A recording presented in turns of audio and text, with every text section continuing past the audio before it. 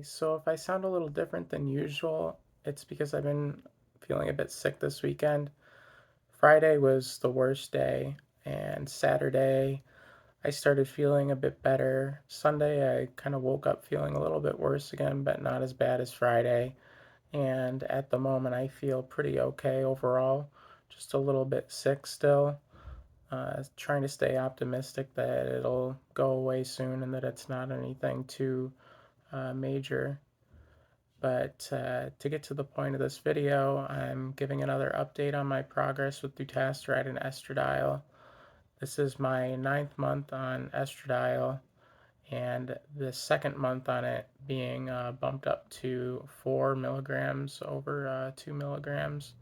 Uh, and Dutasteride I've been on for 7 months now, and that's at a zero point 0.5 dosage that I currently take every other day instead of every day, though I have been considering switching it to every day just to see if it gives any more results, even though I've read that the half-life is so long that it's a little bit overkill to take it every day, but it's been a consideration because I've not been entirely satisfied with the results on my hairline, even though overall I have seen some pretty good improvements to density and just overall feeling like my hair has looked healthier, uh, which could be from more things than just taking the dutasteride because I have been doing other things too and taking other supplements.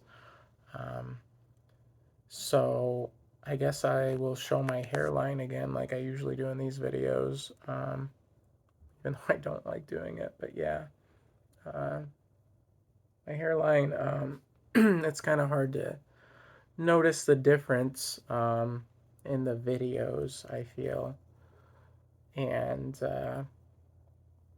I guess it's still pretty far off from where I would like it to be. And I guess I do still appreciate, though, the progress that I've seen with the density around the hairline. And it does seem to be actually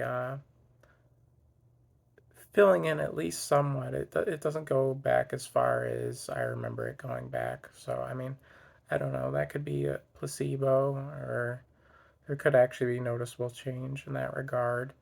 It's a little difficult for me to say, I guess.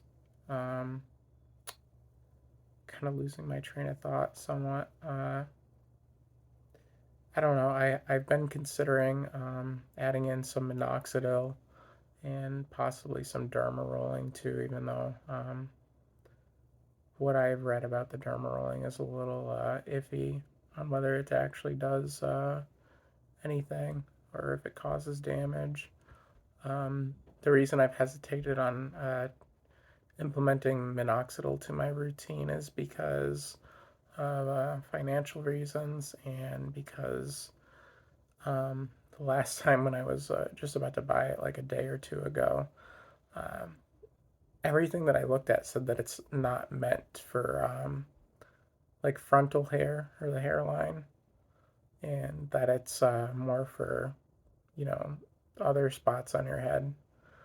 So I held off on buying it again, and I guess I'm still on the fence about that, even though I would really like to have like a different hairline, like a better, more filled in hairline, so I could have my hair done in a kind of style that I'd prefer instead of like center parting it like this and feeling like the strands on the side are not very dense and look kind of really thinned out depending on how my hair is at the time. I feel like I have to very carefully brush my hair and position it for it to not look thin to me personally.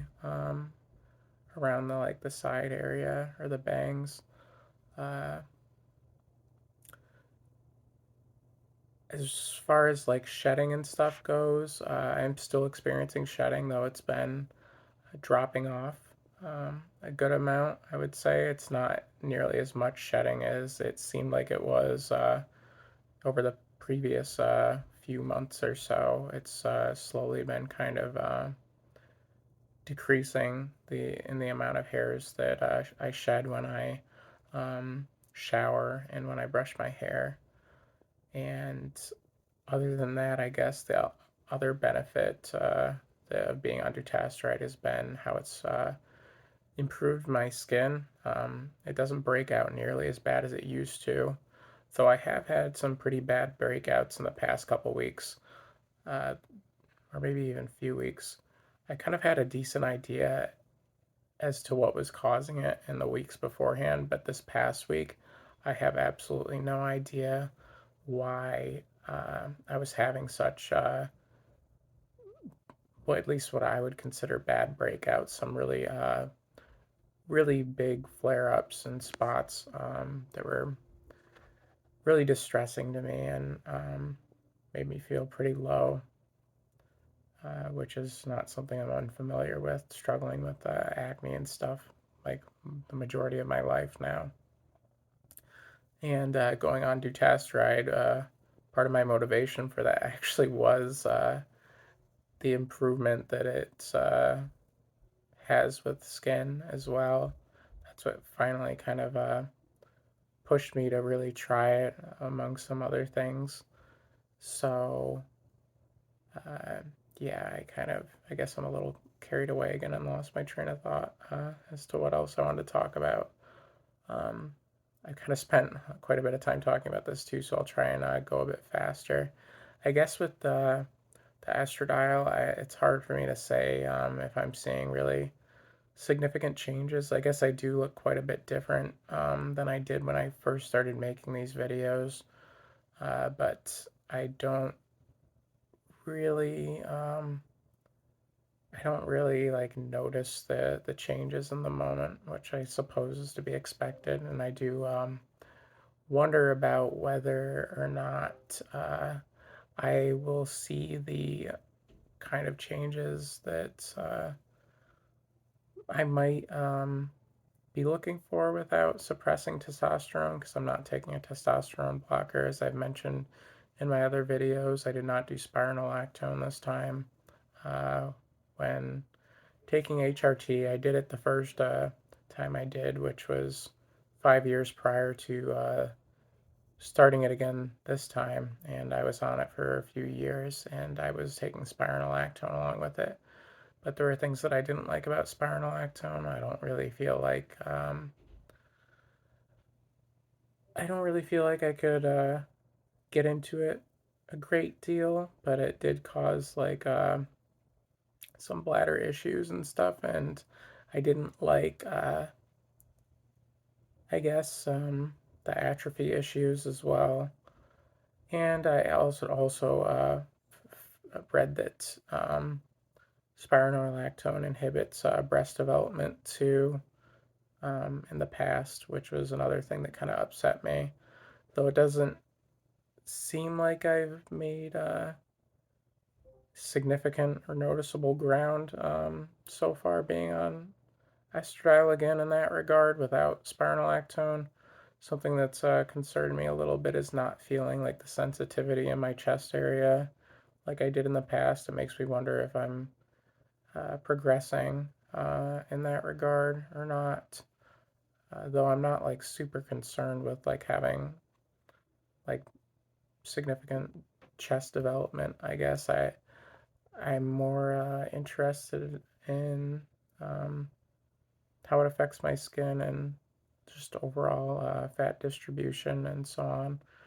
Just I guess I would like to get the most out of it. I'm not like like looking to get a big chest or anything. Even though I mean I wouldn't be upset about that. Of course, that would be nice, but it's not like something I'm hyper fixated on. Uh, since there's only 30 seconds left, I guess I'll try to wrap things up. I did make cookies just a little bit before doing this, some gluten-free peanut butter apple cookies that are pretty healthy. But yeah, thanks a bunch for anybody who watches these. I really appreciate it. And I hope you take care. See you next time. Bye.